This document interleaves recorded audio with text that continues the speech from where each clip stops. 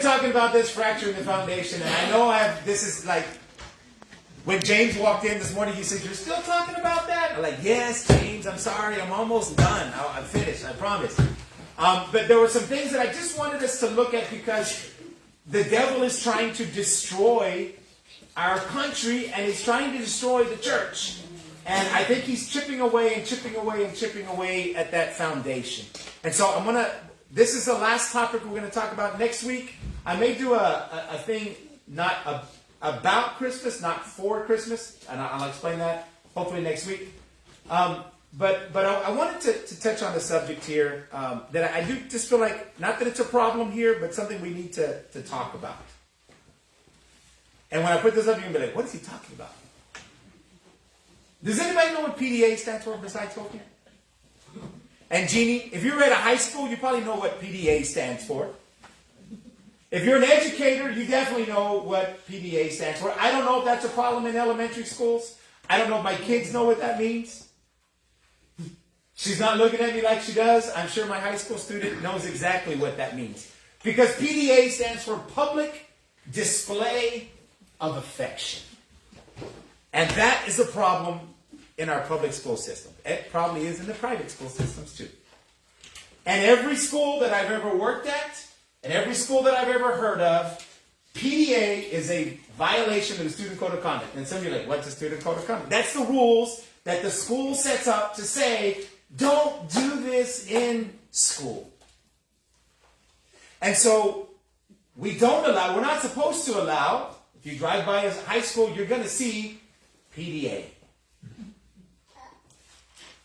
How do you define PDA?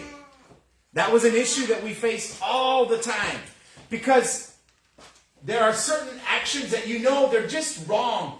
But is holding hands, is that wrong? I will say sometimes, yeah, definitely.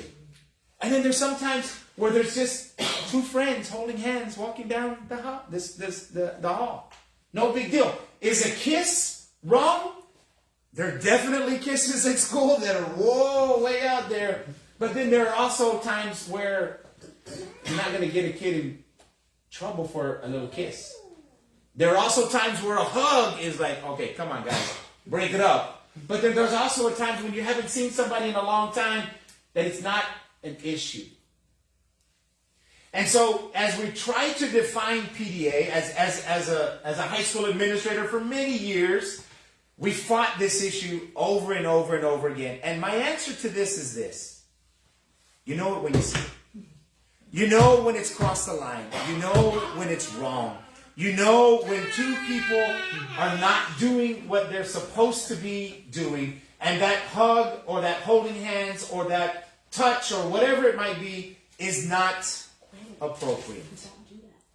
And I say that because there's another issue that I've seen in our public schools, and that's modesty. I don't know what you think about how people dress nowadays or what people wear in public.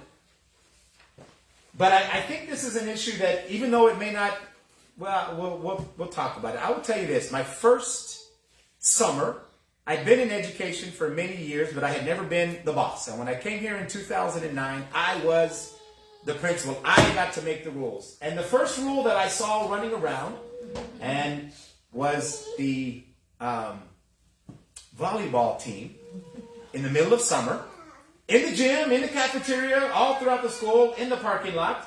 If you've ever been to a high school volleyball game or a college volleyball game,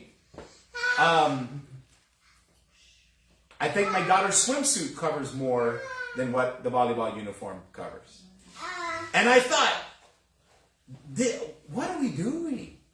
So I went to the head coach, Coach Hamilton, if y'all remember Coach Hamilton. I went to Coach Hamilton and I said, hey, Coach, do we have to wear those uniforms? Is that like mandatory or what's the deal?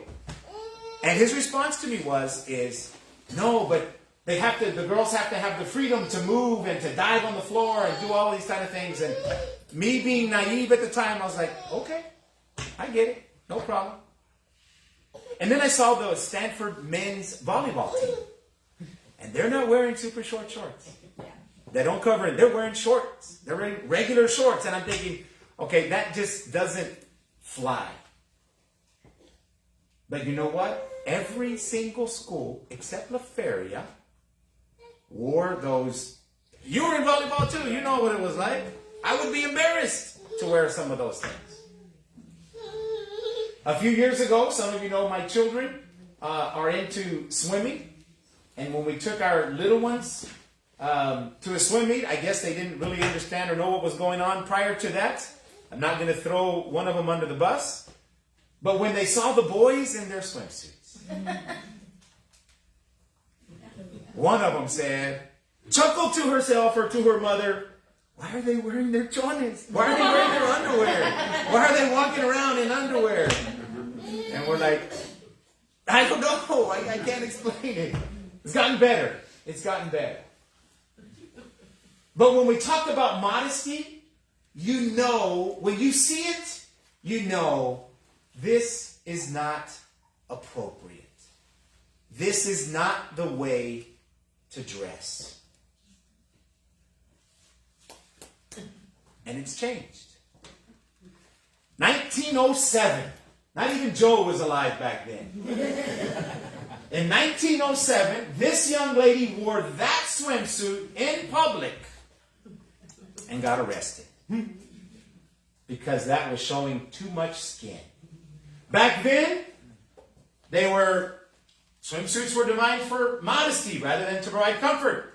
Many of the cities, even Chicago and Washington, D.C., about fell out of my chair when I read that, in their public beaches enforced a dress code so much so that they took tape measures to check to see how far the swimsuit went. And if the swimsuit didn't go down below the knee, you got in trouble. You could get fined. This lady wore that one-piece swimsuit in 1907, and we put on there, I put on there, reportedly arrested. I guess people have gone back to see, was she really arrested?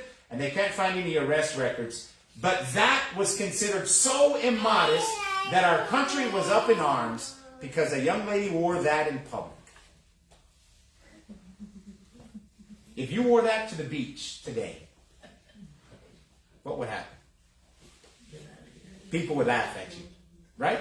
Not because you're showing too much skin, but because you're not showing enough skin. And I bet every single one of us can look back to see how has modesty changed over the course of your life. If you're taking notes, this is the first one that's up there.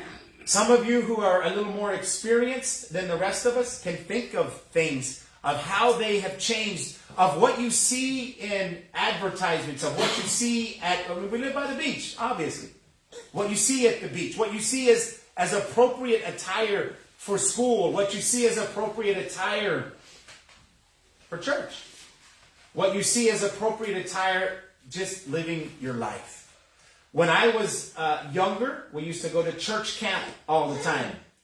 And they didn't allow what they called mixed bathing. Boys could not swim with girls.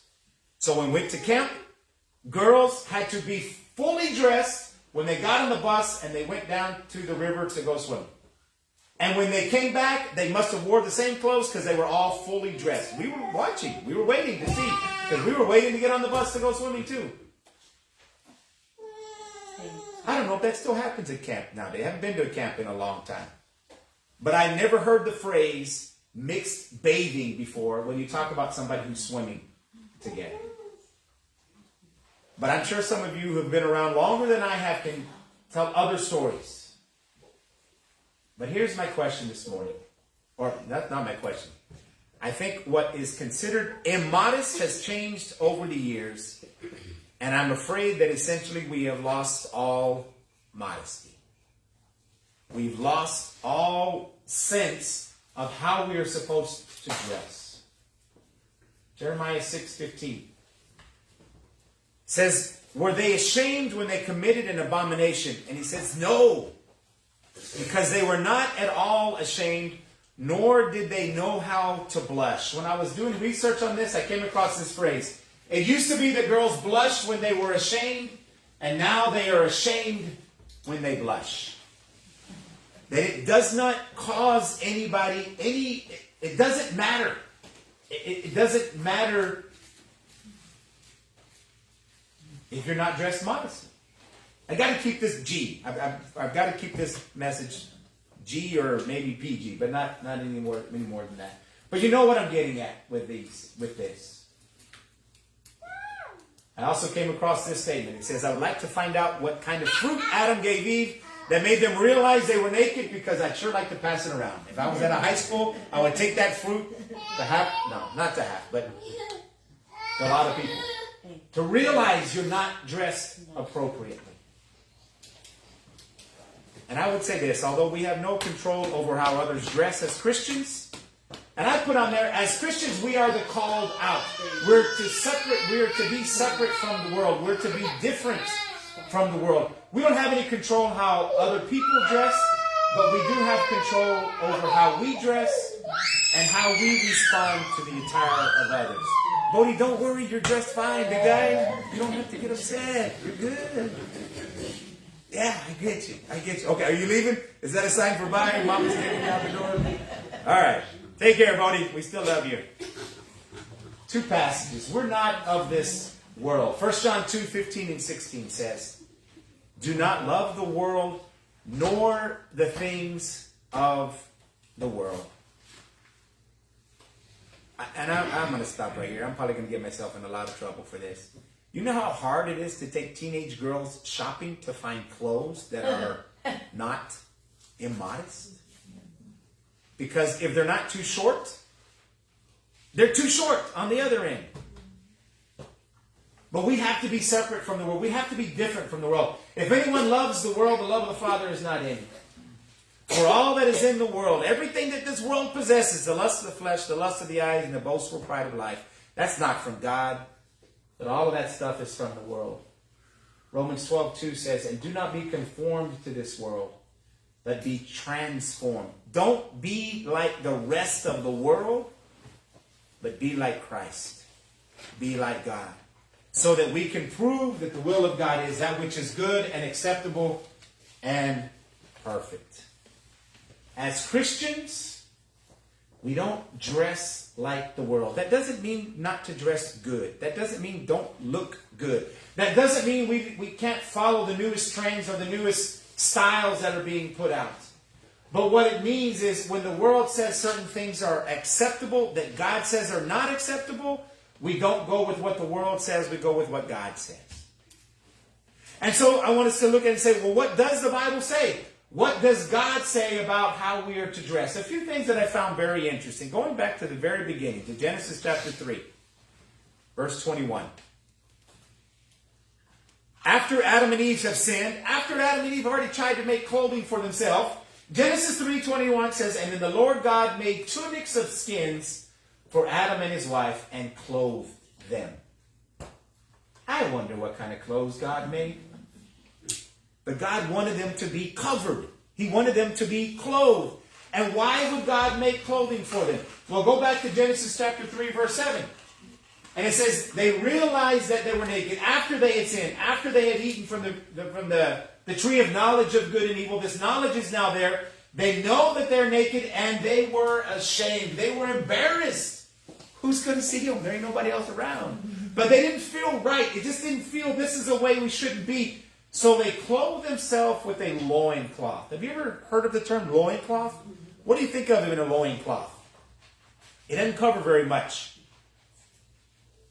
And when God saw what they had made their clothes out of, God thought, this isn't good enough. So he made them tunics. Now the Hebrew word for tunics here means a long shirt-like garment. Strong's Concordance says that the word used is a garment that started at the shoulders and flowed down like a long shirt.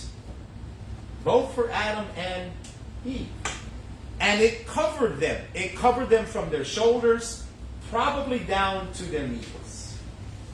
Because what they had done was obviously not good enough. The loincloth or the walking around in their underwear was not good enough. So God made appropriate clothing for them. And God's appropriate clothing was covering from here, probably down to the knees. And again, I'm not saying that means all of us have to wear like this. I'm just saying that God says you've got to cover certain parts of your body.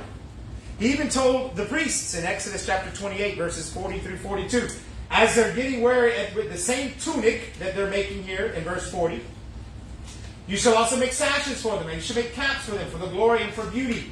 Look good for glory and for beauty. There's nothing wrong with dressing and looking nice. There's nothing wrong with looking your best.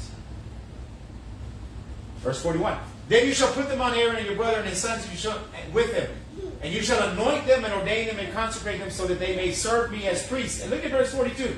And you shall make for them linen undergarments. The wearing of undergarments was a problem in schools too. It was a rule. You had to. And certain people chose not to. But the wearing of undergarments to cover your nakedness. And he says, these undergarments shall reach from your waist to your thighs.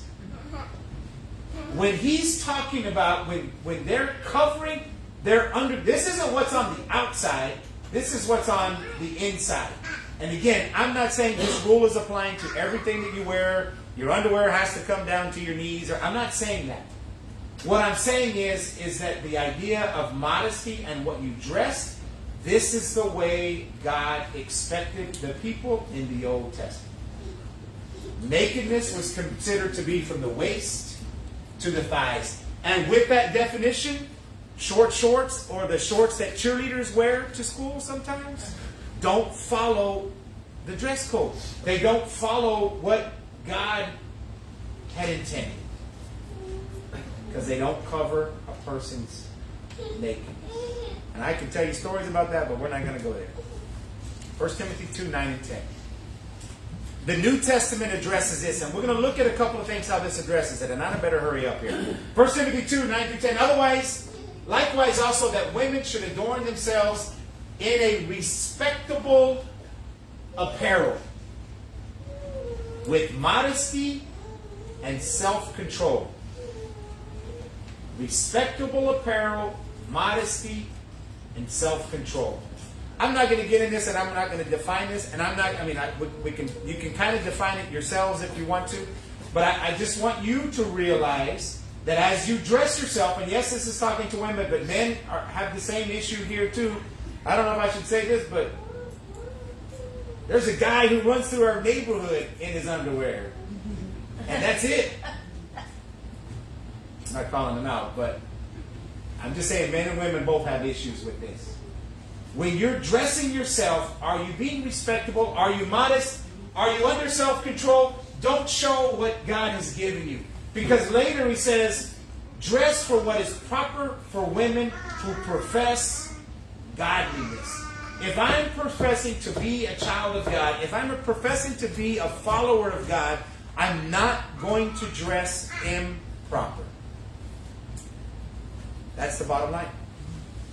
In Titus, he's talking about the older women. Likewise, you're to be reverent in behavior, not slanderers, not given to much wine, teachers of good things, that you should admonish the young women to love their husbands, to love their children. And verse 5 says to be discreet, chaste, homemakers, good, obedient to their own husbands, that the word of God may not be blasphemed.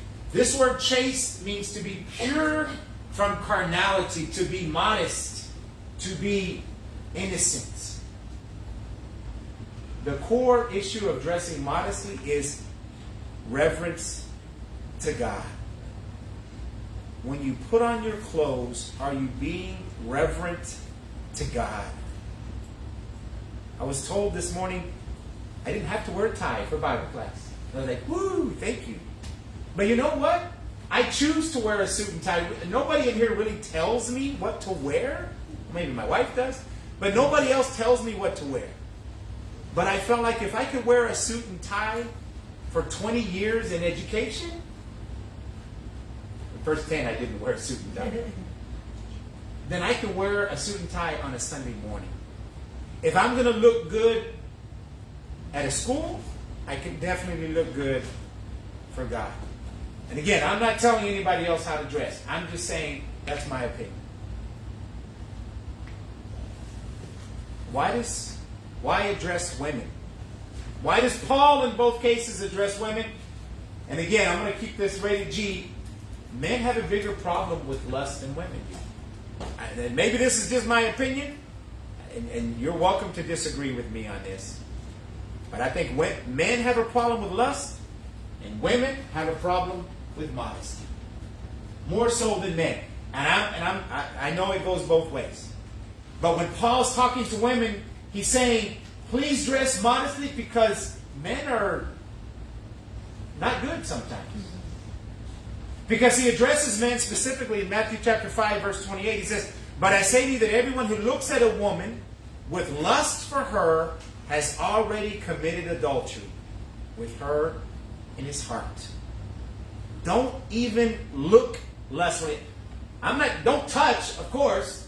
Don't start anything, of course, but don't even look at them that way. Job 31 verse 1. Job is saying, God, I haven't done wrong. Job says, I even made a covenant with my eyes that I wasn't going to look at a young maiden. Have you thought about how young maidens dressed back in the time of Job? If they saw their ankles or their eyes, it was probably a little too much. If Job were to come today and go to our public schools, what would he say? But Job says, I'm not going to look. And as men, we have to tell ourselves, we're not going to look. We don't put ourselves in situations where your mind or where your eyes are going to lead you astray. Because verse 29 of Matthew chapter 5 says, for if your right eye causes you to sin, tear it out, throw it away. Whoa, that's pretty harsh. But Jesus says, because it's better for you to lose one of your members, lose your eye, than it is to have your whole body thrown in hell.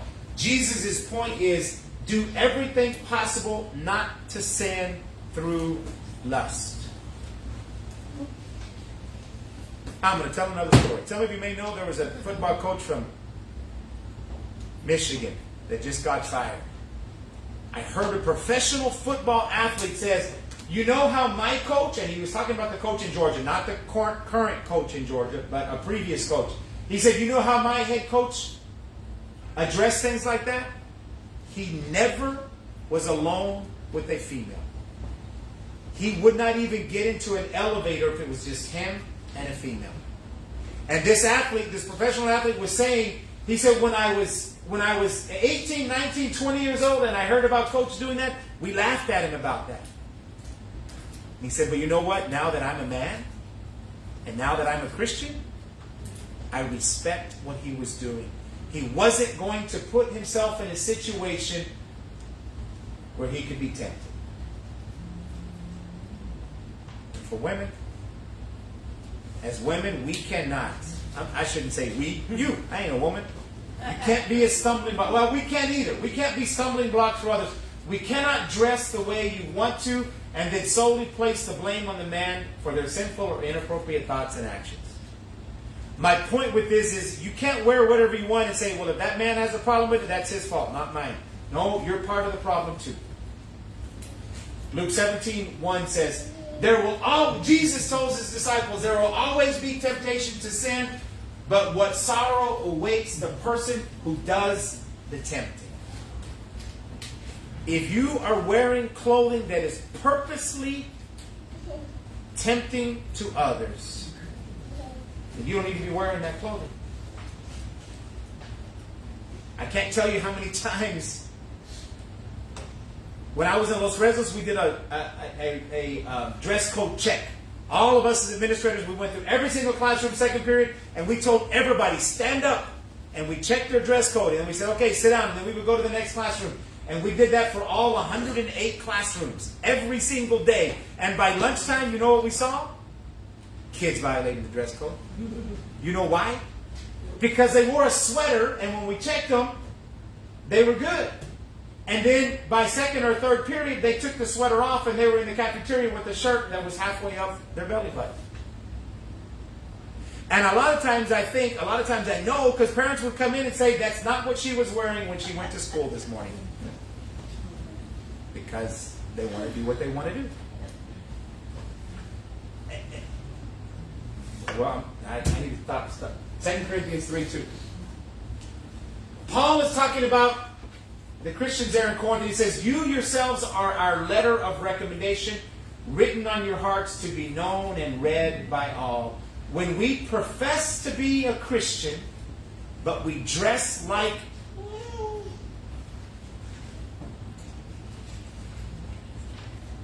Kim Kardashian. I don't know. I don't know. I don't know what to say. When we dress like a tramp or whatever we want to say, then we're not showing other people that we're a Christian. Other people should know we're Christians by the way we dress and by the way we carry ourselves. And so, women need to dress appropriately. Men need to dress appropriately too. I don't want to say that. It goes both ways. And I put this on here purposely to remind myself of this. Would my parents approve of what I'm wearing? I don't care if you're 40 or 50 or 60 or 90 years old. Think to yourself, would my mom want me to wear this? And then I thought, you know what? There were a lot of times where we called girls' parents to say, you need to bring your daughter some other clothes because they need to change. And the mama came up worse than the daughter. And most of the time, everywhere I was at, we had more male assistant principals than females. And I was on the phone and saying, Ms. Ramos, can you come deal with this parent? Because I don't want to sit in a room with her. Because the mother was worse, dressed worse than the daughter. So that's why I added the next one. Would your grandparents approve of what you're wearing? And maybe that would be better because we were more modest years and years ago. But more importantly, when you put clothes on, am I honoring God by the way I dress? Or am I trying to give honor to my own body? Or am I trying to get the attention of somebody else? We have to think about those things. I'm almost done. Whether you're a woman or a man, and there ain't anything in between, think about where your heart is. Why are you wearing what you're wearing? What is your motivation to wear what you're wearing? Is it a godly motivation or a carnal, worldly motivation? And please don't get me wrong. I'm not saying there's anything wrong with dressing nice, with looking nice, with buying nice dresses and nice shoes and nice purses and nice stuff to go in your hair or nice suits or nice, let's say a nice suit, but whatever. I'm not saying there's anything wrong with any of that kind of stuff. But do it modestly. And then for others, why are we looking where you're looking? And are you doing what God wants you to be doing and going where God wants you to be going? I got to tell another story. I was at a conference. No, I'm not going to tell it. I'm not going to go there. In the case of David, not that it's a bad story. I just don't want. I'm not going to say it. I'll tell you when the recording's not on. In case with David's adultery with Bathsheba, most of us know the story about how David should have been out fighting with his soldiers, but he's out walking around on his palace and he looks out and he sees Bathsheba taking a bath. If he's doing what God wanted him to do and he hadn't been looking, but even if he looked and he sees this lady taking a bath, he doesn't have to look and stare, or he doesn't have to say, hey, somebody go get that woman for me. Because that's what David does. His lust overtook his good judgment. And that happens way too often. But I'm not saying Bathsheba is innocent. She needed to be aware of her environment. Now, did they bathe out in the open that time? I don't know. But you need to be aware of your environment and you need to be aware of what you're going on. You can bathe in your own home, but you don't leave the window open. Both people, in my opinion, were guilty of doing wrong. And both of them were punished for their sin. And I want to close with this. Whoa! Somebody move the clock on me. I'm not preaching on this because I'll back up. You're more than welcome. If you have something you want me to preach on, please ask. My hardest thing I have is trying to figure out what to preach on. But nobody told me, nobody said, hey Trey, I need you to preach on this because boy, this church is getting really bad.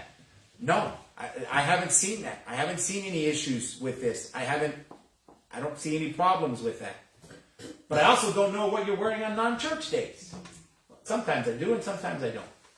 But I'm preaching on modesty this morning because Satan is using this. Satan is using the lack of clothing, or essentially nudity, primarily in women, but in men as well, to tempt us and to lead us away from God. Satan is attacking our moral fabric of our country, of the church, and trying to convince us that it's okay to dress that way. Trying to convince us to worship or to seek after anything other than God. And if you don't believe our society has a problem with sex, you're not on the internet. Because Satan's trying to tempt us. Satan is trying to get us, and it's working for him. But like the other things we've looked at, it sure seems like Satan's doing a good job of wrecking our foundation. But for each one of us, we have to stay strong. We have to stay faithful. We have to stay diligent. And we have to keep our focus on God. And when your focus is on God, and when your focus is on pleasing God, then you're going to dress like a godly person, whether you're male or female. And when you're focused on God, you're going to keep yourselves from looking lustfully at others. And I went way past time. I'm so sorry. I need to stop telling stories. If there's anything we can do to help you in anything, in your path to becoming a Christian, if you haven't confessed Jesus Christ, if you haven't repented of your sins, you don't even believe that Jesus is the Christ, you haven't been baptized and put on Christ, please come forward as Preston leads us in an invitation song. Sorry if I destroy everybody's lunch plans.